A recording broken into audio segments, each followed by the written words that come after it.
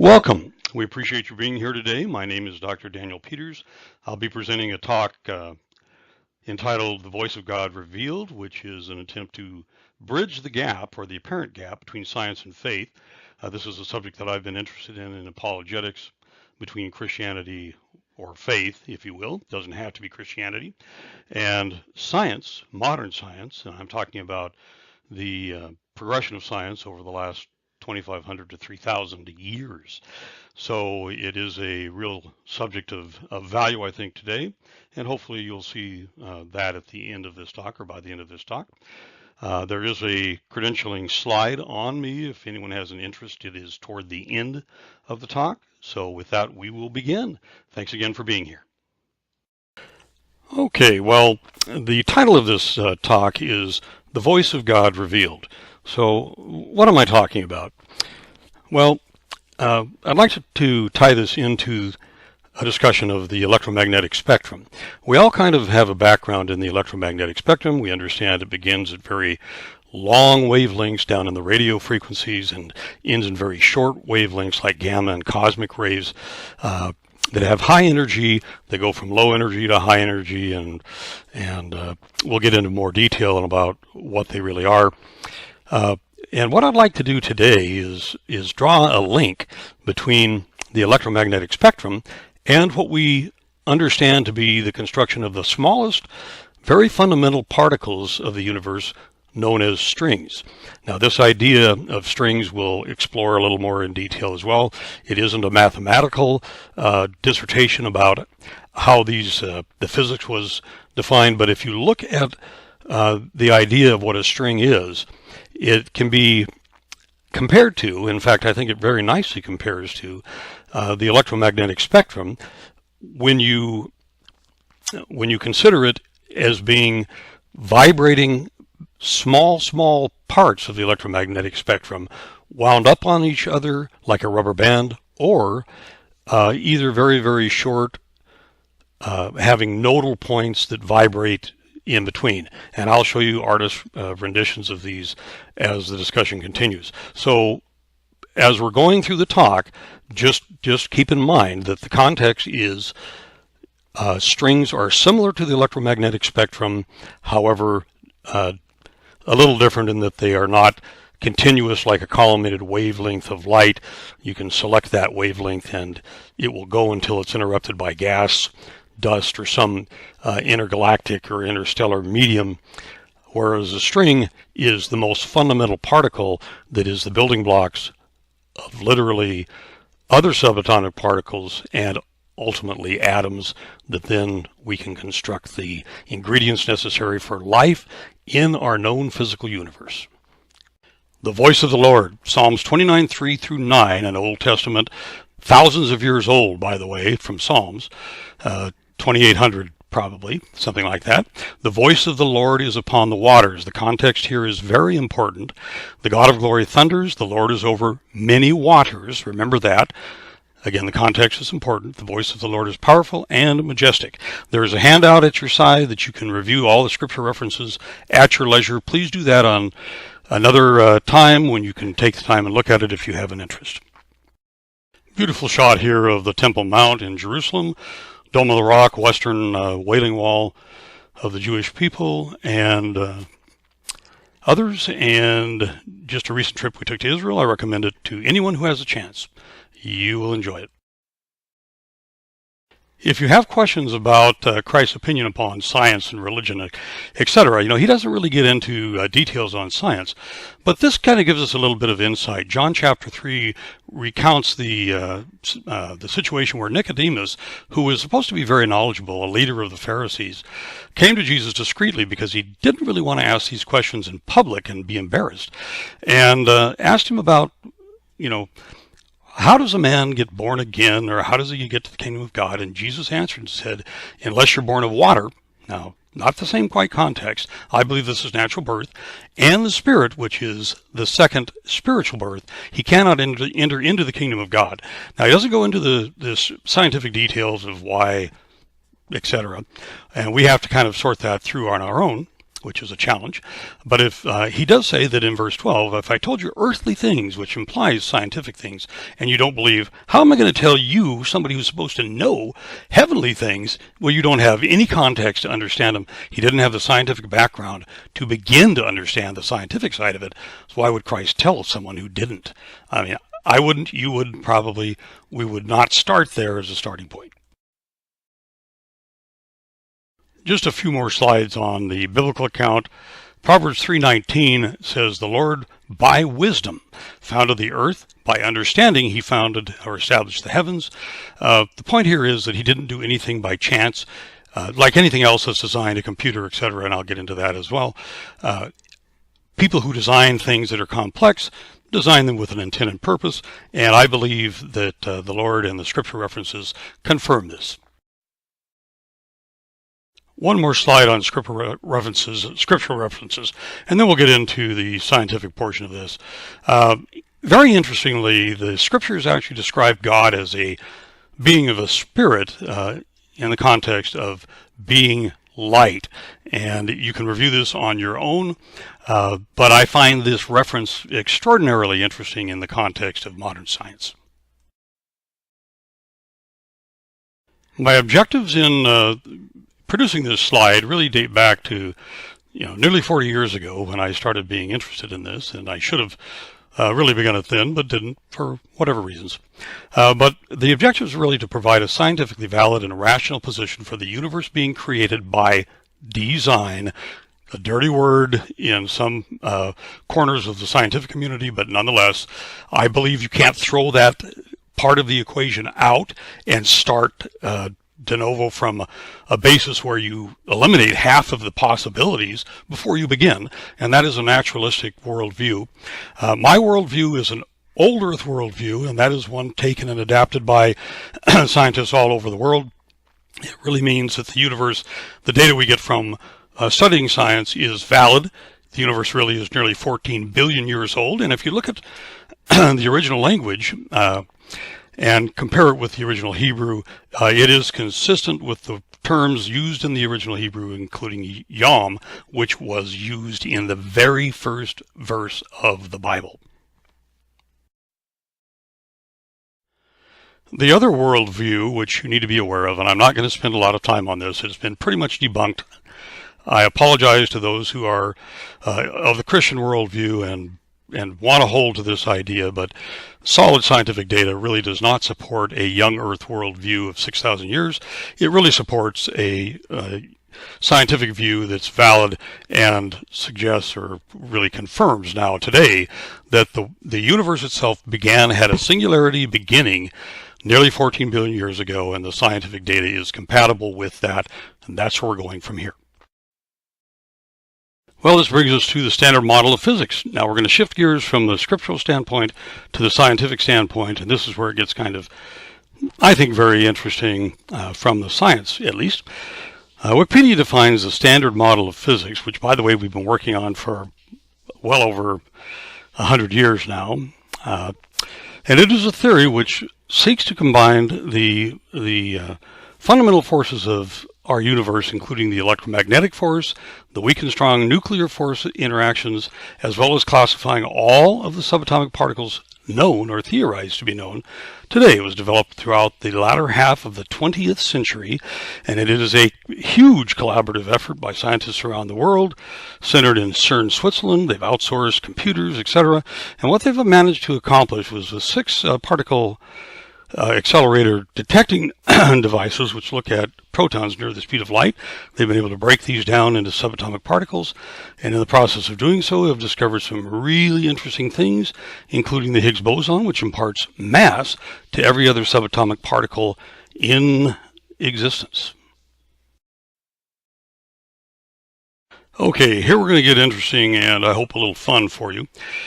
The standard model of physics, the theory of everything, which is what we've been seeking to have, the Holy Grail. Einstein actually made this his largest goal in a lot of part of his life, and unfortunately was unable to bring it to fruition, but others have done so.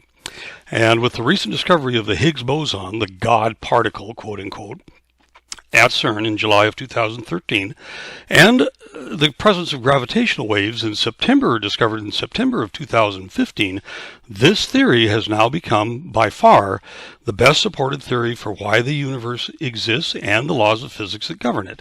However, it does not explain exactly how or why or who threw it into existence. What it does do is it gives us solid scientific data that the age of the universe is correct and the fundamental forces that govern it are also correct, and that is a huge advancement in the overall theory just accomplished in 2015 with the discovery of gravitational waves. Well, we're going to stay on the standard model of physics here for a bit. The values or constants of this model that we've come up to today that have to work for the standard model of physics to be viable really are not trivial, and they are not arbitrary. They are very, if I could say, super incredibly specific. That's what they are. They include, again, the strong nuclear force, pardon me, the weak nuclear force, electromagnetism, and gravity, which we've discovered via the Higgs boson, and are anything but random. And I quote Brian, let's see, who am I quoting here? Guillermo Gonzalez, quote, "If any one of these were even minutely different, our universe would not support any conceivable type of life." Key emphasis on the word any conceivable. Silicon, just carbon-based, none would be supported, certainly not advanced life forms like man.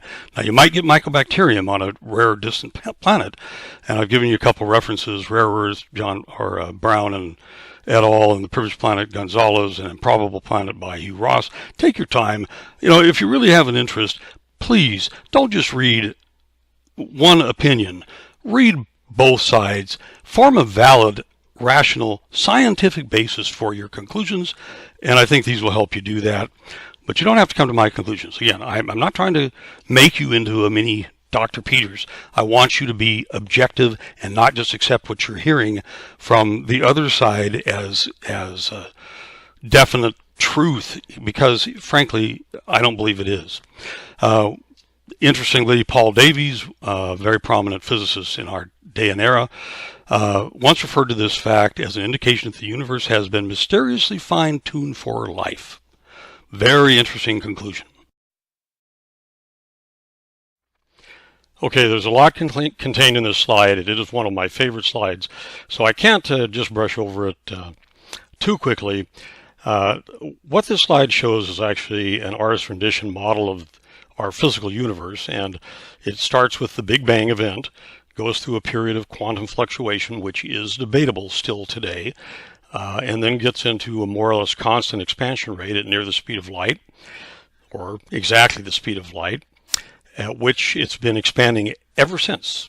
Okay, and that's from 10 to the minus 32nd seconds after the Big Bang event, and has been relatively constant, although some information, both developed by Hubble in observing the expansion rate of the universe, and confirmed by Einstein and since by many, it has actually been fed by an idea referred to as dark energy, and is now expanding at an ever-increasing rate.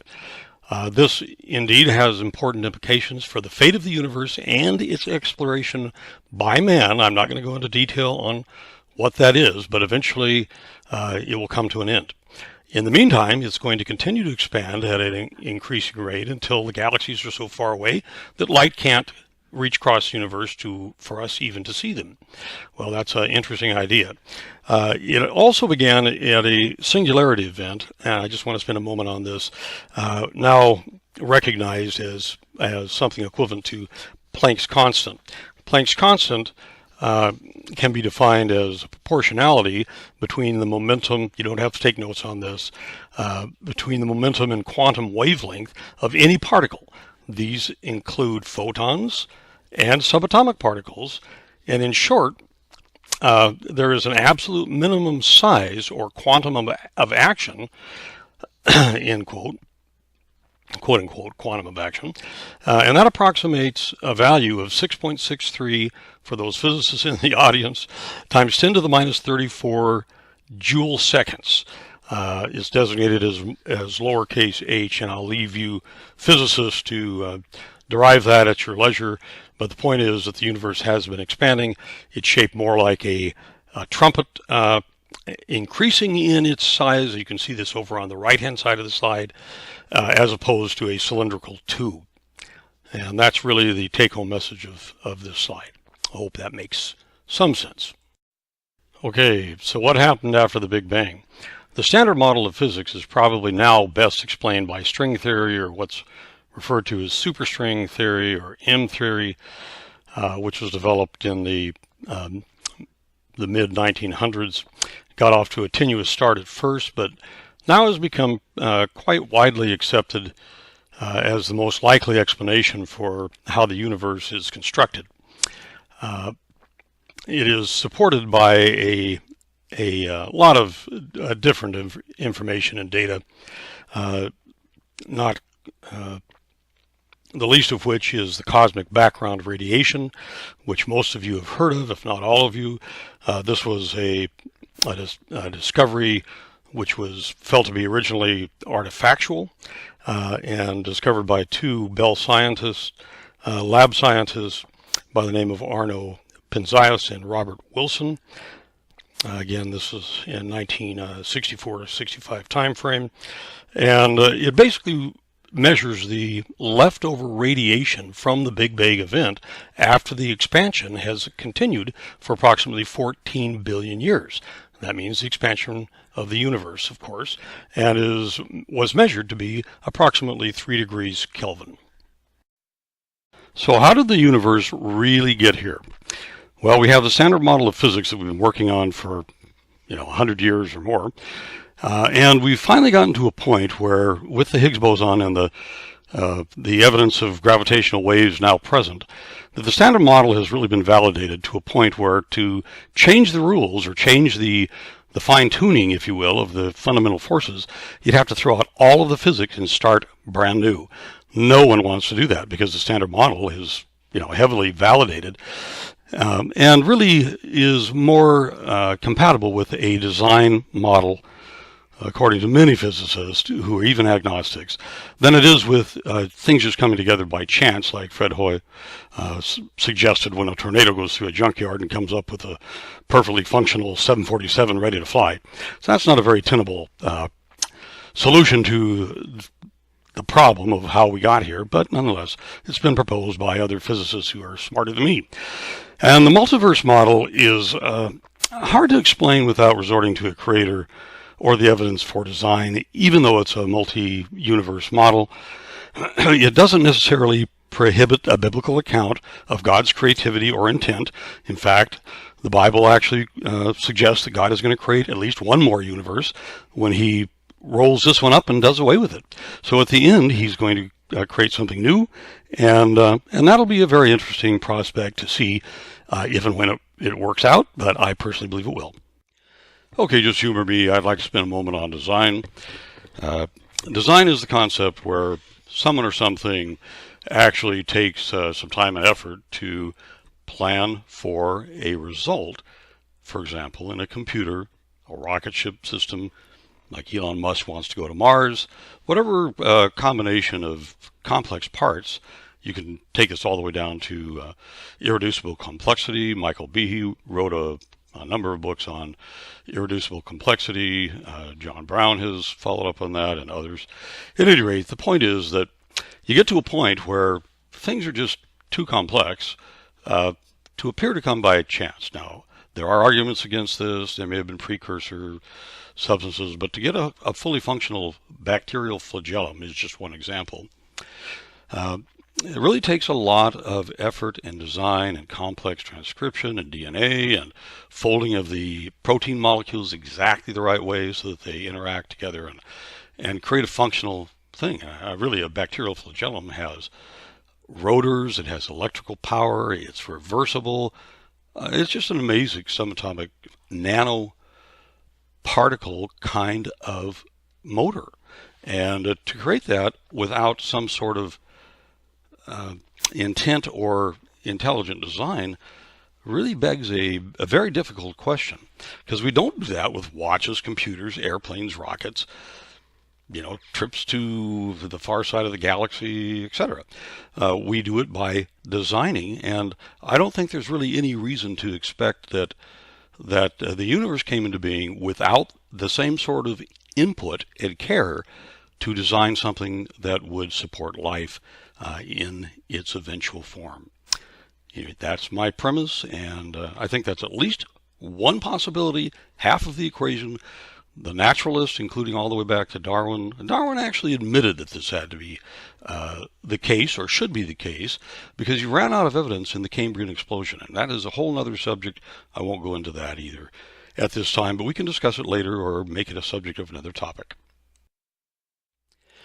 By the way, on that last slide, that 10 to the 120th power, or 124th, as you see on this slide, is something that Brian Greene actually wrote about in one of his books, another physicist of prominence in our day and age, proponent of string theory, Brian Greene.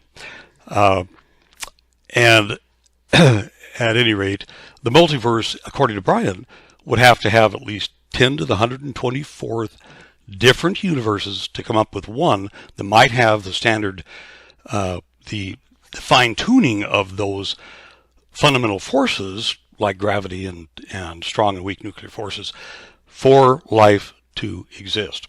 And it just has to be an incredible combination of fundamental forces to make it possible, and it's just not very likely, though that number has been equated to more subatomic particles than exist in our known physical universe, which is at least 200 billion galaxies. And I said at least. The universe is still expanding, and we're still finding distances we haven't ever seen before, and far away, 12 billion light years, etc.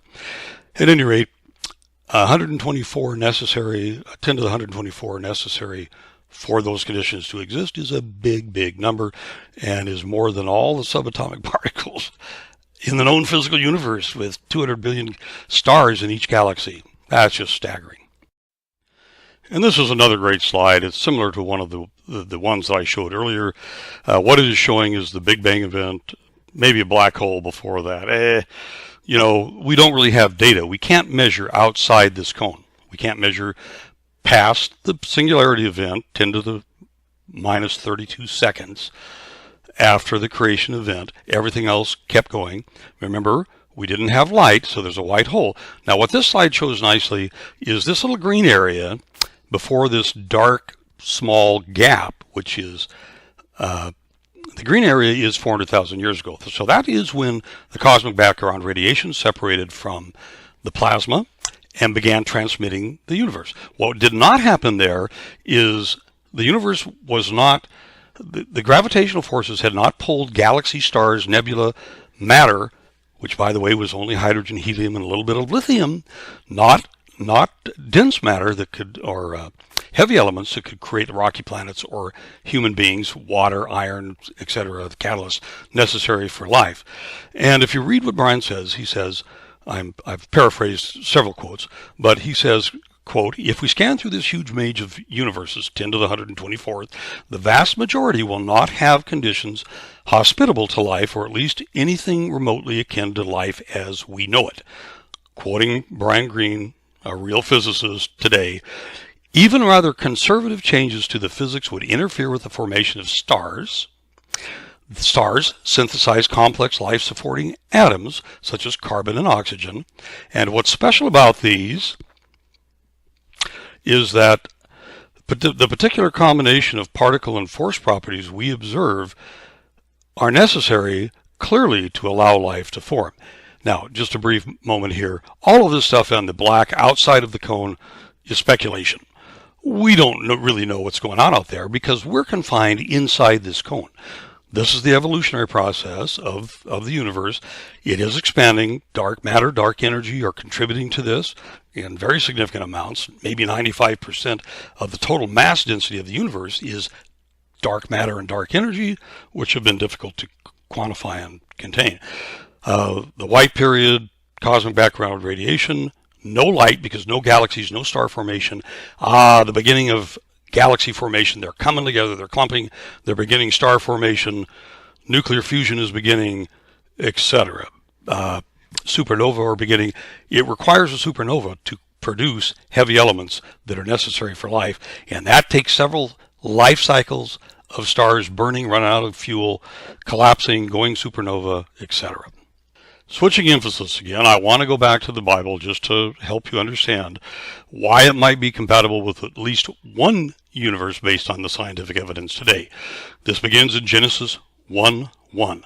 In the beginning, the very first verse of the Bible, this was penned, thousands of years ago, maybe as close as 4,000 years ago. But in the beginning, God created the heavens and the earth. That order is significant. Please don't lose sight that the heavens were created first in this quote, not the earth.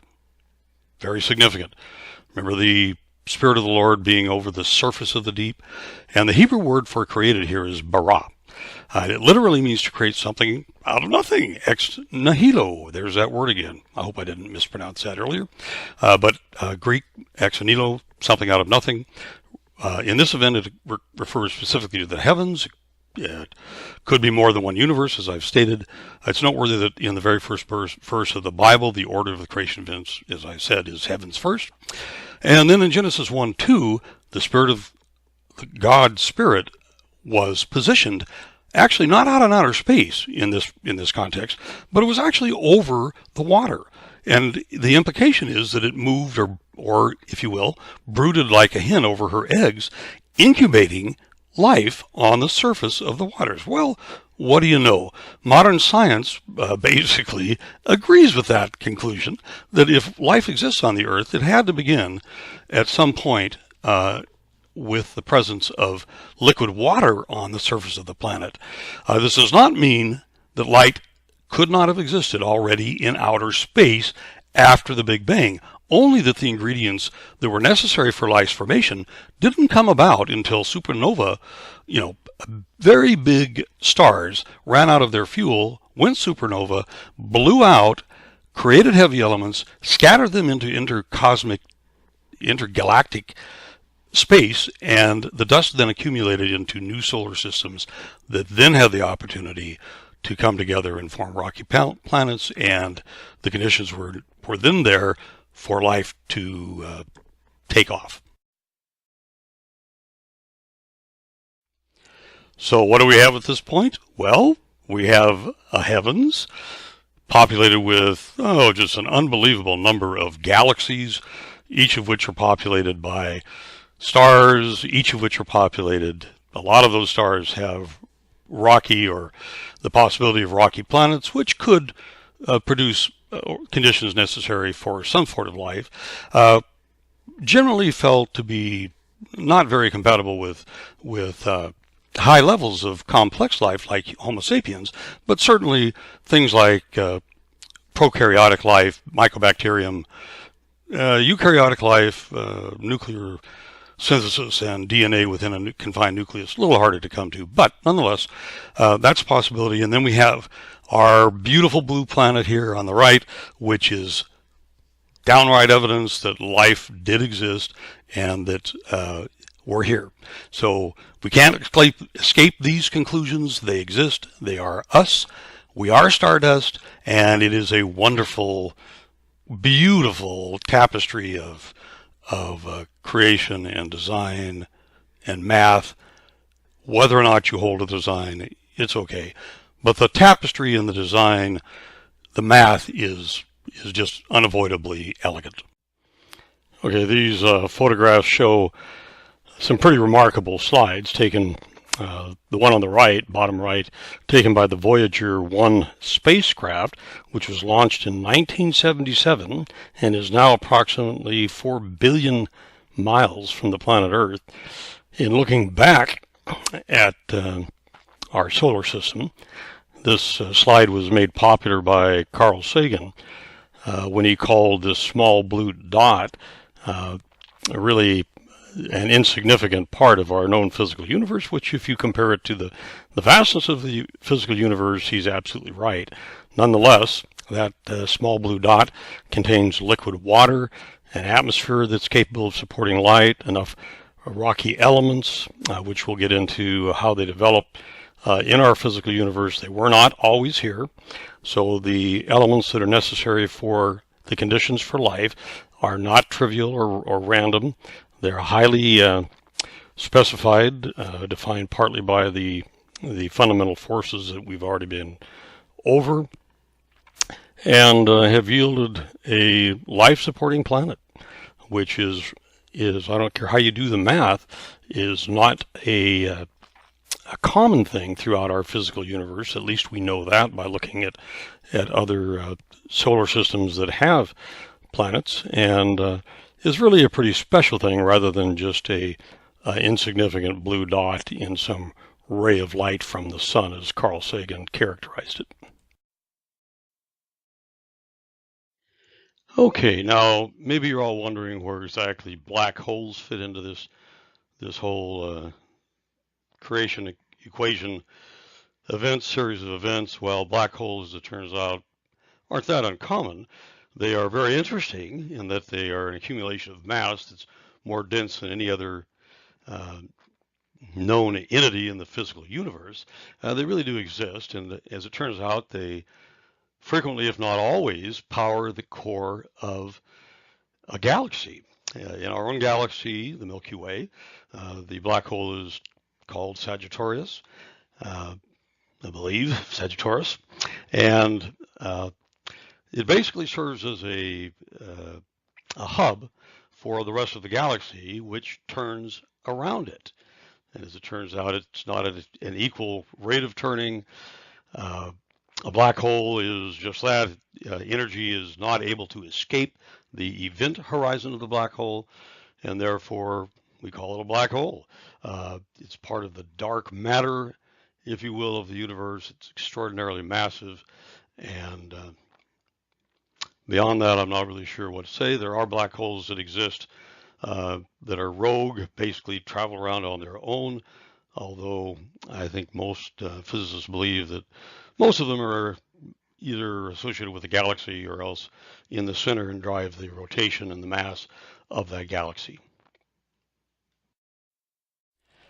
So back to why is the Bible compatible? Again, I've given you these scriptures, and I will ask you to, on your own time, maybe spend a little time reviewing this, because it does help make sense of how the Bible could be consistent with modern scientific data. There's quite a bit going on here. The one thing that I want to emphasize against to the Christian young earth creationists, but against this idea that a day has to be a 24-hour period of time. That is not true in the original Hebrew. If you talk to a Hebrew scholar, it actually has up to 5, maybe even more possible meanings. And what it really means here is an epoch of period of time that the creation event occurred. And then there was a day of rest. Well, that day of rest, days on the planet, have been continuing for probably millions of days since that 6th day would have occurred. So enough said on that. I hope that makes sense, and we won't belabor it any further. So what is a universe made of? Now I'm going to refer to ours because we can actually observe it scientifically. Other universes that may be out there, they're nice ideas. Maybe they help explain a few things, but they don't explain what's happened here in ours. We can observe ours via the scientific method, and we know that part of the universe is composed of light. The electromagnetic spectrum is part of that. I'm going to be showing some details of that. It's also composed of matter. Now, this is really, really kind of interesting because there was matter and antimatter at the Big Bang. They annihilated each other, left a lot of energy. What's left over is the remnant of the matter, not the antimatter component of this, and it may only compose about 5% of the total mass of the universe. That is just a bizarre thought. I still have to wrap my head around it and my arms around it. The rest of it is made up of this stuff that's kind of hard to find, but modern science suggests that it is real, and it is composed of dark matter and energy, which the dark really refers to. It's hard to measure and see. So, but that's what our universe is made of, at least as far as we can best understand it at this time. Okay, more scriptural verses that are compatible with the scientific data today. I'm not going to go through all of these. You do have copies, notes of these, so you can take your time and review them at your leisure if you have an interest, and hopefully they'll support my tenets and thesis, and you will see how. Even if you don't agree, at least please take some time and review them, because they are valuable. Okay, we're going to get into a discussion of the electromagnetic spectrum next, and in order to put this kind of in perspective, I'm going to use the illustration of a sound wave that begins at a point or a string and then propagates through a medium. It does not propagate through a vacuum, although light does, photons do, but it does travel similarly to light, in that it travels pretty much as far as it can go, unless it's attenuated by some sort of medium, and that can include air molecules. That's how sound waves are propagated, by atoms bumping into each other and then continuing that waveform to our eardrums, and we pick it up as sound, and our brain transfers it or converts that energy into the perception of sound. Light itself has a frequency, a wavelength. It's been referred to as having a color. It definitely has energy level. The faster, the shorter the wavelength, the higher the energy. But unlike guitar notes, it is propagated through a vacuum. It's composed of photons as its fundamental particle, which is a type of fundamental particle known as a boson.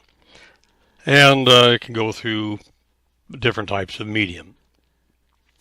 And that is a subject that we're going to get into here in a moment. And I just want to show you the electromagnetic spectrum that we can perceive, and its entirety as well.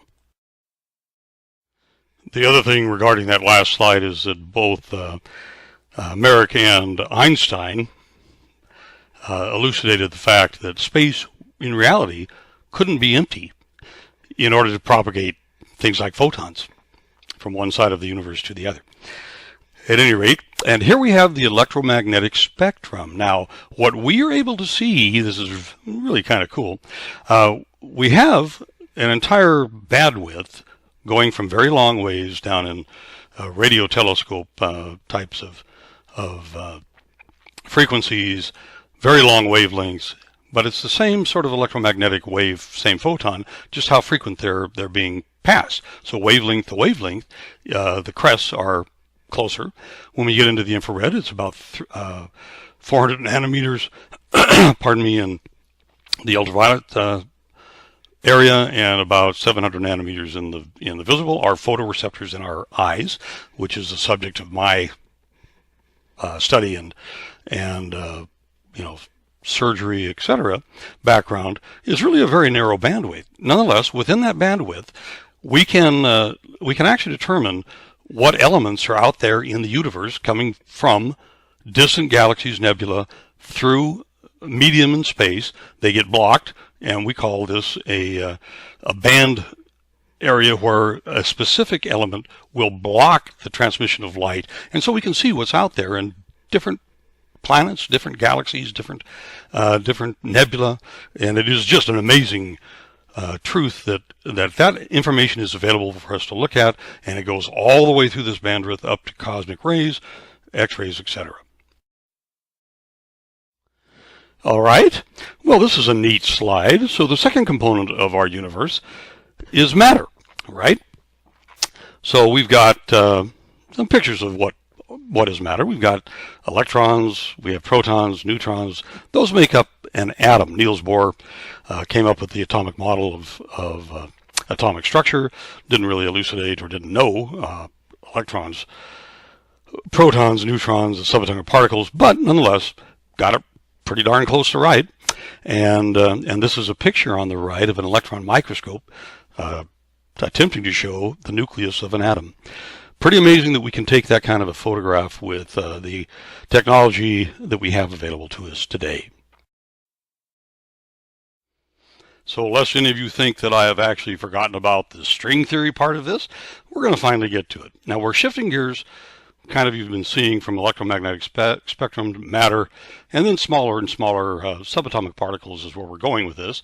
And we get down to things that are referred to as boson, quarks, gluons, neutrinos, etc. There's a whole subatomic zoo of subatomic particles that make up the components that then build up the other atomic particles, like protons and neutrons.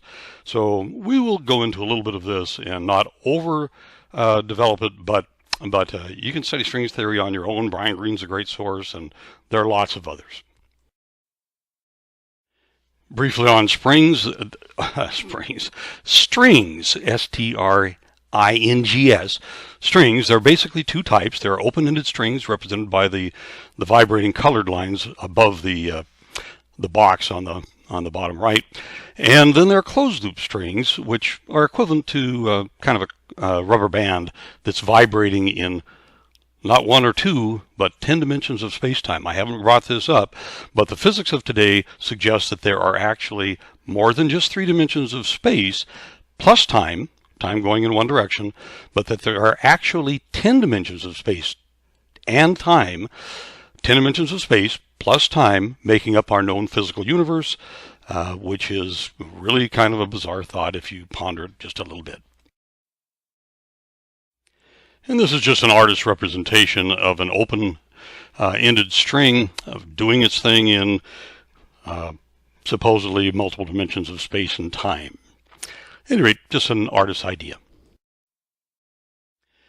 And this is just another one showing a closed-loop string, or multiple of them, doing their thing in 10 dimensions of space and 1 of time. But these are closed-loop strings. As I've mentioned, the strings actually vibrate in 10 dimensions of space and 1 of time, and have been defined by 2 investigators as Calebi-Yau shapes. These can come in nearly an infinite variety, and this is just an artist's representation of what they might look like. Kind of cool. So we're going to go back to the cone slide here, and I just want to point out a few things that I may have missed on the earlier slides. Everything begins at this singularity event. We call it quantum fluctuation in space-time. Those who are agnostic or atheists think that this just could have occurred spontaneously and create something as complex and large as our universe. Others doubt that premise and certainly don't throw out the data for design as part of it. But nonetheless, the brightness area is really equivalent to the core of the sun. Photons really can't escape from that, and that's what happened in the moments or the years, 375,000 years after the Big Bang. I think I misstated that earlier, but it's the Big Bang, 375 years, the plasma, light cannot escape, it's too hot, dense, photons can't get out, but they do eventually. It cools enough at 375,000 years after the Big Bang for light to begin to escape, hence the cosmic background radiation. Got evidence of that from the radio telescopes at the radio telescope with the Bell astronomers in the mid-1900s. We've got evidence of that today with our instruments that we use at 14 billion years later with the Wilkinson Microwave Anisotropy probe, which is just one of the many instruments that we've used, other satellites, etc., to look at within our universe. All of these measurements are done within the cone. So these are not things that are done out where these captions are. They're all done within the cone. And right after the light things cooled enough for light to escape, we got the cosmic background radiation at 375,000 years after the Big Bang. So now we can begin to see a picture of the mass density of the universe. Very important. Immediately after that, the mass density was not clumpy enough or not evolved enough for galaxies to form and for supernovas to form and for them to run out of their fuel, burn it up, and then go supernova and throw the dust out into intergalactic space. So there was a dark period here up until about 400 million years after the Big Bang where galaxies didn't start to shine, stars didn't start to shine, but they did 400 million years, and then everything else has been shining since and kind of evolving and developing a little more systematically or in a rational way that we can actually go back and measure with instruments like WMAP, and we'll call it that for short. 13.77 billion years ago is currently about our best estimate, and that's where we are today, and I hope that all makes sense. The Dark Ages, though, was just because galaxies weren't developed to shine their light. So here it is. This is the cosmic background radiation picture obtained by the WIMAP, Wilkinson Microwave Anisotropy Probe. And what I alluded to earlier is this is not a uniform picture. This is a 360-degree scan of our known physical universe, so it is everywhere around us, and we don't really know where we are in the middle of this, somewhere in the middle, but it doesn't necessarily limit our universe.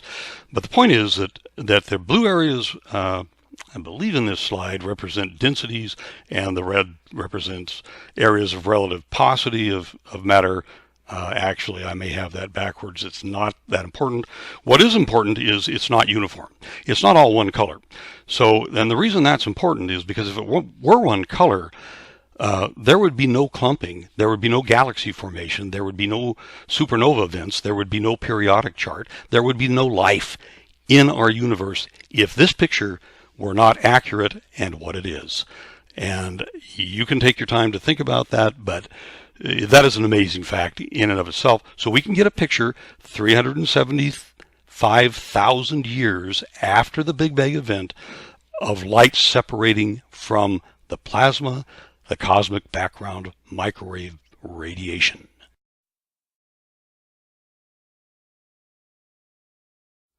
Now, this may seem like quite a shift going from the cosmic background radiation all the way to the periodic table, but I do want to point out this is really very important, because right after the Big Bang, we did not have a full complement of all of the elements necessary for life to occur that is represented by these elements in the periodic table. We have them today, but really, where did they come from? If they weren't present shortly after the Big Bang event, and I mean shortly within a billion years or so, where did they come from? Well, I've alluded to this. They came from supernova stars, giant gaseous stars composed of primarily hydrogen and helium, a little smattering of lithium. They actually burn via fusion at their core very rapidly, faster than a medium-sized star like our sun. They run out of fuel.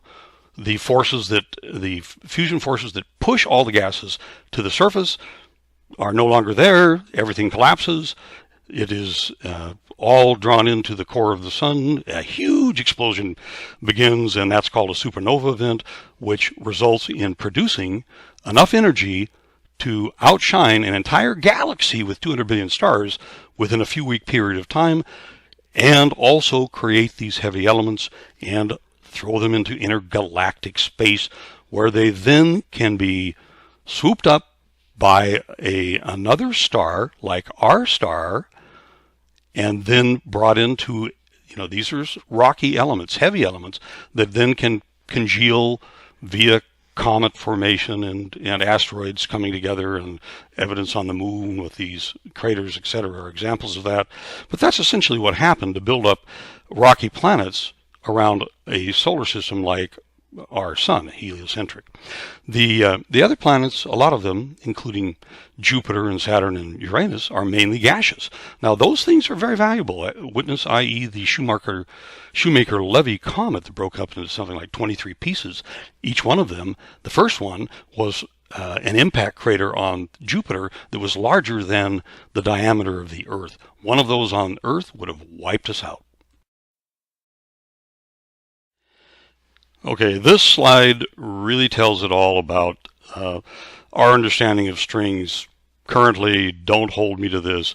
There's superstring theory, which replicates all of these subatomic particles in the reverse, and I'm not going to go into the details on that. What I do want you to know is that we have a whole subatomic zoo, that parts of which come together and form up then things like up quarks and down quarks, but they begin with the strings. And here is the brain, the membrane, that this open loop string is stretched out on.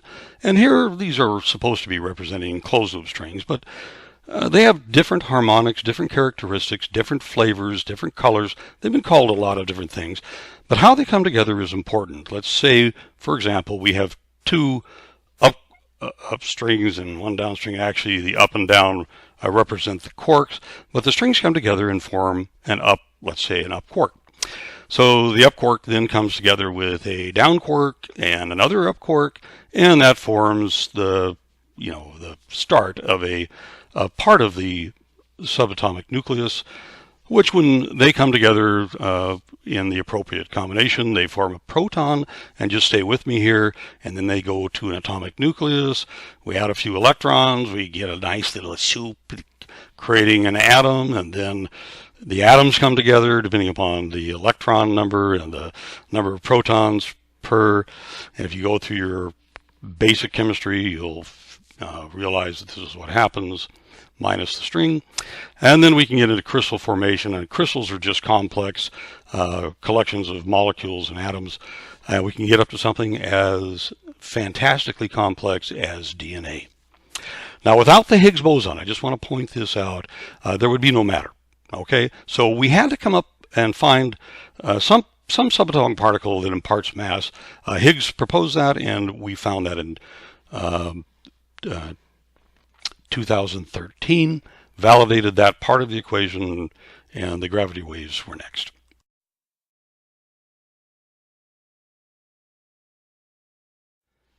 So real briefly, strings combining to form atoms, combining to form molecules, complex things like DNA transcribing into proteins, and ultimately forming life. This is not a simple prospect, people, even given 14 billion years. This is not something that just happened quickly. And I do want to point out that life on the planet Earth has been around for approximately 4.3 billion years ago.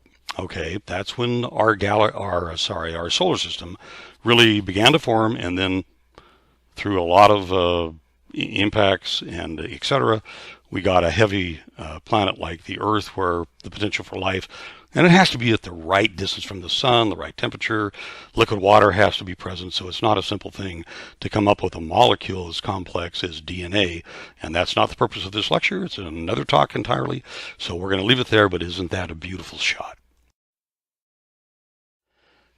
Well, I just want to point out with this slide that little things can come together and make very big things. Obviously, the universe is astronomically huge, and it's composed of all the things we've talked about, which can come together and form planets. Some of them are gaseous, some of them can be rocky and lead to conditions necessary for life. The solar system has to be balanced with protective planets on the outside, like Jupiter and Saturn, that suck up some of the debris from the outlying comet fields and asteroid fields, like the Oort cloud. At any rate, they're protective, but they can come together and form up these unbelievably beautiful, amazing galaxies.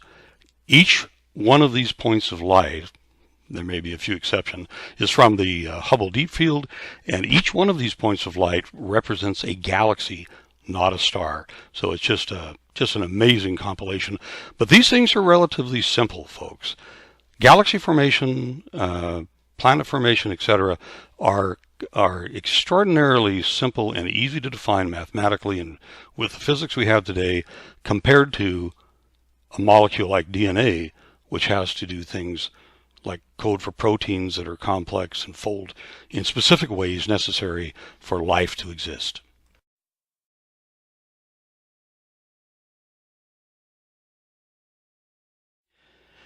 Now, I did not want to imply that the development of the universe was incredibly simple.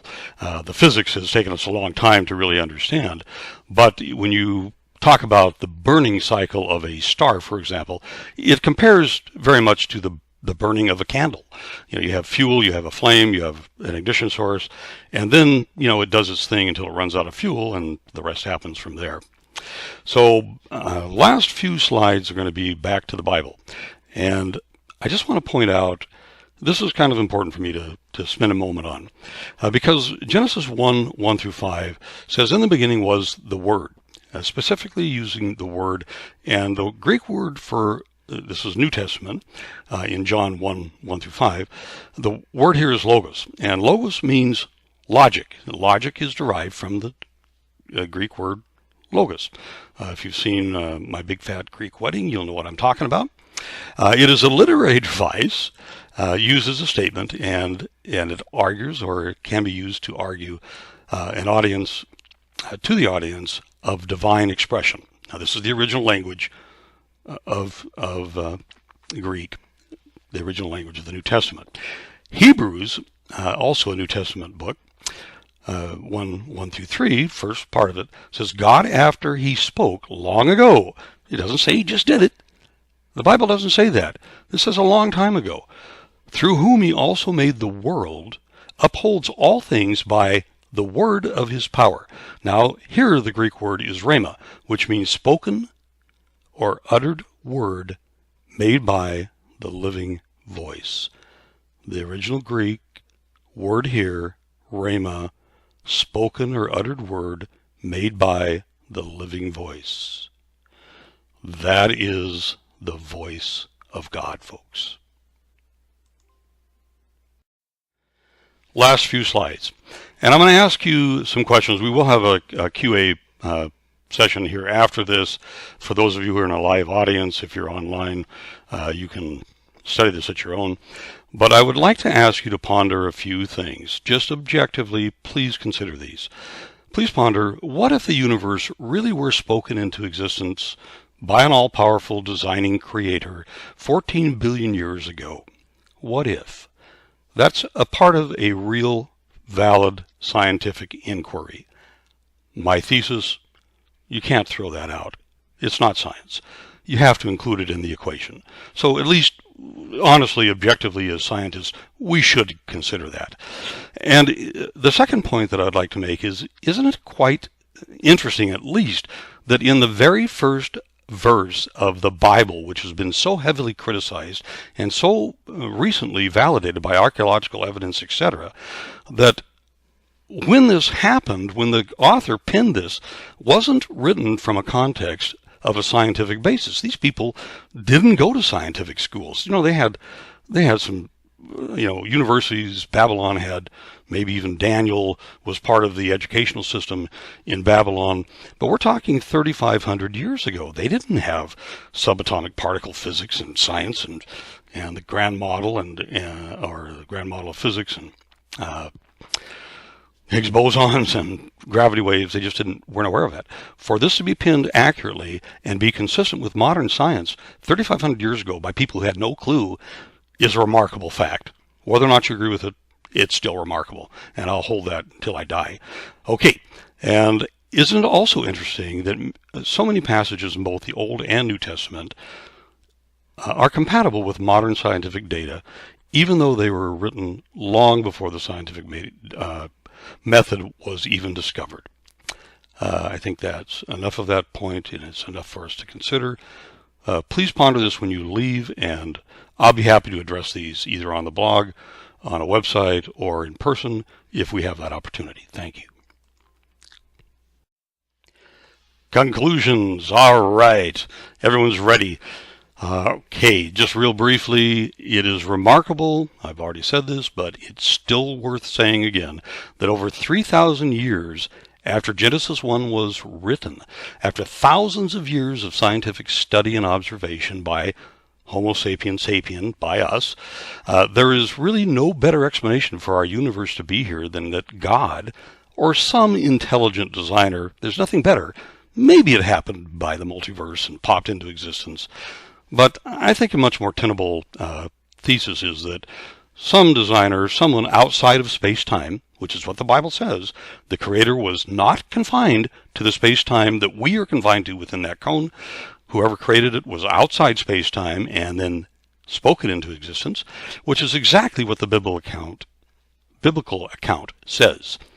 In fact, John 1:1-3, going back to that scripture, it really has powerful meaning in light of this understanding. In the beginning was the Word again, and the Word was with God, and the Word was God.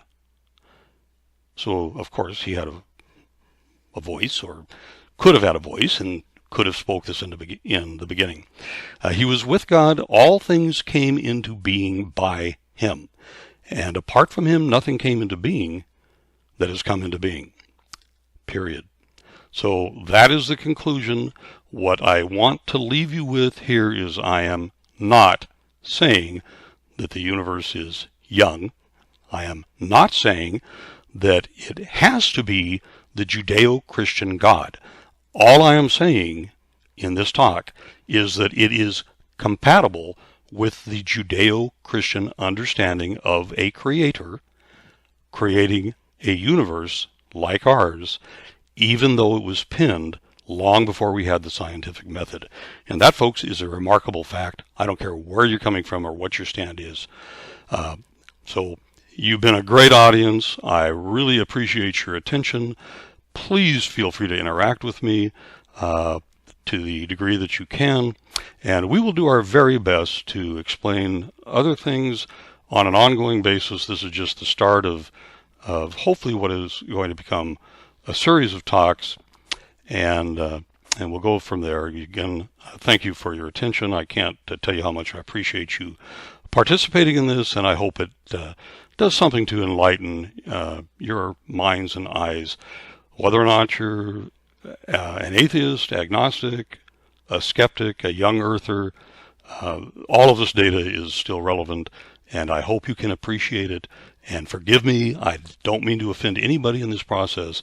I appreciate your participation, and again, once again, thank you and blessings to everyone who's participated. We really appreciate it. Have a great rest of your day. Thanks again, folks. Last thought is this. In the context of our physical universe and what we know about it, in the beginning, in Genesis 1:1, really says an awful lot, and just think about it. I appreciate it again. You guys have a really blessed day in life, and again, thank you for participating. We appreciate all of you. Okay, this slide just shows part of my personal testimony. Our ministry is called Beneath the Blood. This is representative of the hand of our Lord and Majesty, Jesus Christ, Yeshua. It's covered with blood. It is a representation of his hand. It's actually a vision that I saw when I was young. And that's me below it, covered in the Lord's eternal and covering blood.